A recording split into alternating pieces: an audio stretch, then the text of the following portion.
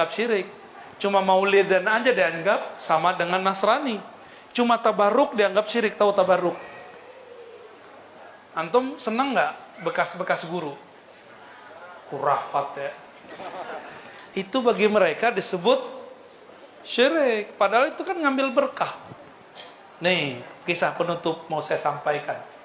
Ketika di tahun ke-8 Hijriah, baginda Nabi Muhammad SAW masuk ke kota Mekah, futuh Mekah.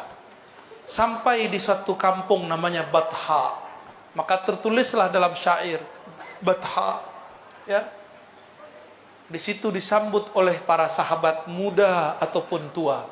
Ada namanya Abu Juhaifah. Siapa namanya? Abu Juhaifah umurnya belum sampai 13 tahun saat itu. Ketika Nabi datang, tangan Nabi diperebutkan. Waktu itu belum ada algojo itu tuh belum ada nih. Ya, tetap dijaga oleh Umar Ali, tapi tidak. Ya, karena emang Nabi saat itu mengizinkannya. Kalau sekarang lagi berbahaya, ya, lagi corona katanya ya. Itu tangan Nabi diperebutkan oleh para sahabat. Kata Abu Juhaifah, aku pun kedapatan telapak tangannya Rasulullah, aku usapkan ke pipiku. Sampai hari ini sejuknya masih terasa di pipiku. Itu Abu Juhaifah, riwayat Imam Bukhari. Mereka mengambil berkah dari tangan Rasulullah sallallahu alaihi wasallam. Tapi saya mau kasih tahu, tangan saya banyak dosa. Tidak banyak keberkahan. Enggak usah banyak-banyak dicium. Salam kalaupun sempat, kalau enggak apa-apa, yang penting ngaji, ya. Jadi nanti setelah ngaji enggak usah salaman. Antum kecewa nanti kalau tahu hakikat saya.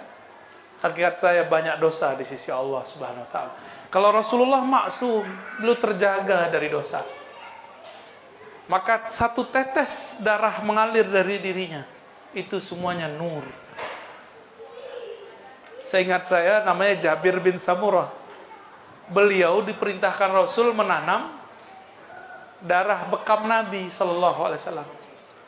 Nyampe di belakang rumah udah digali, terus dia mikir, Rasulullah kayaknya nggak ada yang sisa, nggak ada yang najis di badannya. Aku tanam di tempat yang orang nggak bisa tahu. Bismillah, dimakan semua. Dulu kan kalau bekam nggak pakai tisu, ini ahli bekam nih sampai saya ini. Tapi dia bid'ah bekamnya pakai tisu, pakai kop. Cuma saya suka sama bid'ah itu. Ya ahlal bid'ah. Dulu darahnya ditampung.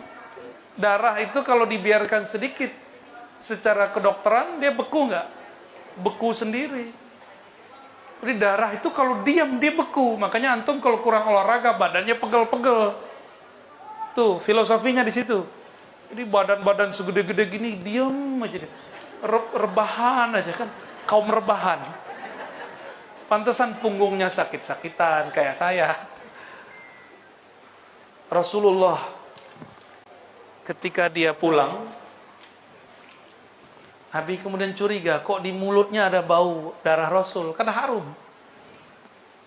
Ditanya oleh Rasulullah sallallahu alaihi wasallam, "Di mana engkau tanam?"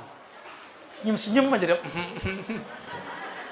Nabi langsung tebak. Dikumpulkan riwayat ini oleh Imam Asyuti dalam Al-Khasais Al-Kubra 2 jilid. Nabi langsung tebak, apakah engkau menanamnya di perutmu? Dia bilang, "Na'am ya Sayyidi." Betul wahai Rasulullah sallallahu alaihi. Kenapa kau tanam? Ya, kan dirimu gak ada ya yang najis dari dirimu tidak ada wahai Rasulullah. Gak ada yang terbuang dari Nabi. Rambut Nabi disimpan istrinya.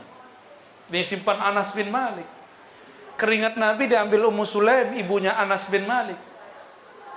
Apalagi baju Nabi berkeringat dikit diperebutkan sahabat Nabi.